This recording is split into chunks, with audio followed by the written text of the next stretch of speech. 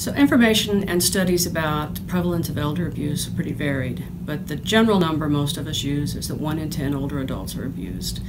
And that number does not reflect where they're living. Older people live in lots of settings, and there is abuse that happens in all of those settings. Most older people live in the community, therefore most abuse is happening in a community, in someone's home. Some adults, older adults, live in nursing homes, but it's a very small percentage. There is abuse that occurs in those nursing homes, and it must be attended to. There are some similarities and differences between kind of institutional abuse and community abuse, but it all can pose a problem for older adults in terms of wherever you live, there can be a risk that someone is abused. To address abuse, there's a couple of risk factors that I think people need to be aware of. One is social isolation. The more people age and become sort of invisible to society, the harder it is to remain connected.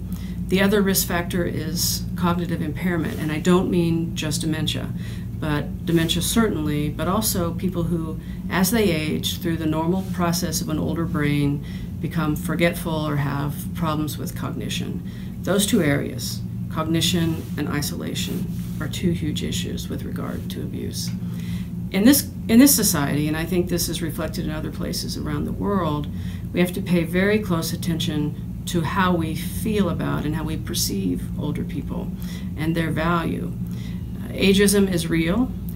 Older people are discriminated against. They're devalued. And if we're going to tackle something as difficult as elder abuse, we really have to tackle both problems at the same time. We have to value older people, and we have to value their independence and their dignity and pay attention to the risks that elder abuse poses so that they can have the lives that they want to live, which is healthy, independent, autonomous, and certainly in charge of themselves and the decisions that impact their own lives. I'm a person who finds elder abuse to be an invigorating topic because I think there's so many things that we can do to simply hold on to people as they age, to stay engaged with people, to find opportunities for involvement so that people who want to prey upon them have less of an opportunity to isolate them, steal their money, physically hurt them, or neglect them. So I think there's a lot we could do, and I look forward to talking to more people in Kansas City about this issue that I'm so passionate about.